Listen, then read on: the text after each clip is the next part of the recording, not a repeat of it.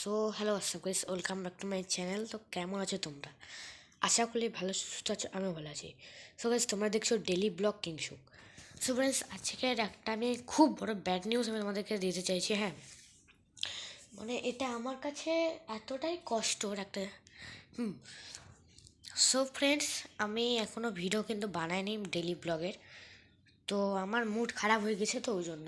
So friends, আমাদের বাড়ির কালকের ব্লগে তোমরা দেখেছো যে মুরগির যে দেখছিলাম না, তো গাইস আজকে সকালবেলা তোমার দ 9:45টার দিকে আমরা, মানে ঠান্ডাতে আমি উঠিনি, মিমি আমার পাশে শুয়েছিল। কাজ টাজ করে শুয়েছিল, ঠান্ডাতে ওঠেনি।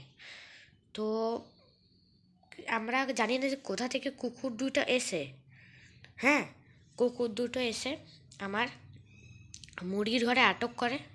ঠিক আছে, আটক করে।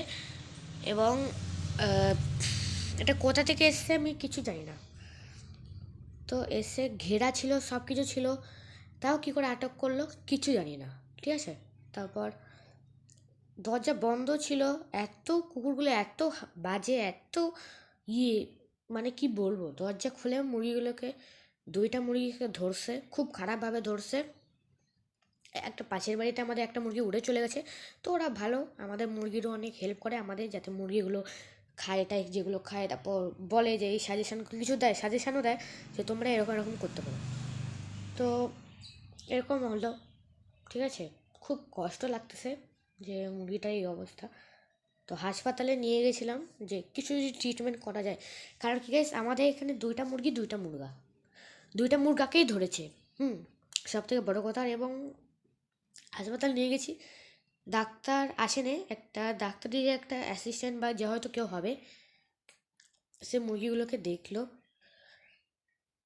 দেখে বলল যে ঠিক আছে, চিন্তার কোনো কারণ নেই, ভ্যাকসিনেশন করাতে লাগবে না, মুরগি নাকি পাগলা হয় না কুকুরের কামড়ে। একটা ওষুধ দিল, এটা কেনা ওষুধ, সরকারি হাসপাতালে নিয়ে গেছি। হ্যাঁ, তো বললো ঠিক আছে, কোনো অসুবিধা নেই। তারপর আসলাম বাড়িতে। তারপর সবাই বললো ঘরোয়া ট্রিটমেন্ট যেগুলো আছে ওইগুলো করলাম। তারপর ওই ওষুধটা বললো যে লাগিয়ে দিতে, লাগিয়ে দিয়েছি, লাগিয়েছি। তো এখনও, তো এখন অন্য জায়গায় রাখছি, কারণ কি বলে নাকি বিষও হয়ে যেতে পারে। তো জানি না, তো জানি না গাইস কী হবে, খুব কষ্ট লাগছে। কালকে ভিডিওতে তোমরা দেখেছো যে কী সুন্দর ওরা খেলতেছিল। আর আজকে গাইস, সত্যি কথা বলতে কী বলো তো, আমরা এটা নিয়ে আমাদের 3-4বার হয়ে গেছে, আমাদের অনেক মুরগি নষ্ট হয়েছে। যারা আগে আমার পুরনো যারা আছো, তারা অনেকেই জানো।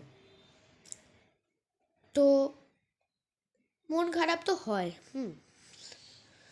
প্রচুর মন খারাপ হচ্ছে। তো ঠিক আছে, ভগবানের কাছে একটু তোমরা পে করো যাতে আমার মুরগিগুলো ঠিক হয়ে যায়।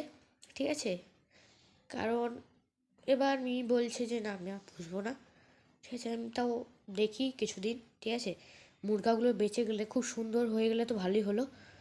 নাহলে যদি মুরগা দুটো যাতে ভগবান করে যাতে কিছু না হয়, না হলে বলছে মুরগিগুলো থাকুক, তাও যদি মানিয়ে টানিয়ে একটা মুরগা যদি আনার চেষ্টা করা হয়, আমি এটা করে দেবো, সেটা বড় বিষয় না। কিন্তু তোমরা একটু শুধু ভগবানের কাছে পে করো যাতে আমার মুরগিগুলো ঠিক হয়ে যায়। গাইস, আমি কবে থেকে পুষছি, যখন আমার হাতে বসে বসে না, হাতে চাল ছিল, বসে বসে, মানে এরকম করে তুমি ধরে নাও। ঠিক আছে, খুব ছোট্টবেলা থেকে পুষছি। ঠিক আছে, ঠিক আছে, তখন থেকে পুষে আজকে মোট আমরা 10টা অর্ডার দিয়েছিলাম, তো এখন 4টে বেঁচে আছে। ঠিক আছে, তো কিছু রোগ কারণে সব মরে গেছে। ঠিক আছে, তো 4টে বেঁচে ছিল। আমরা ভেবেছিলাম যে না, এদেরকেই বড়ো করবো। তো এরকম। তো আজকে ব্লগ বানানোর একদম ইচ্ছা নেই। ঠিক আছে, আজকের দিনটা যাক, আপনারা একটু পে করবেন যাতে আমরা ভালো করে আগাতে পারি এবং আমার মুরগিগুলো যাতে ঠিক হয়ে যায়। ঠিক আছে, একটু তোমরা ভগবানকে বলো। Thanks for watching, by.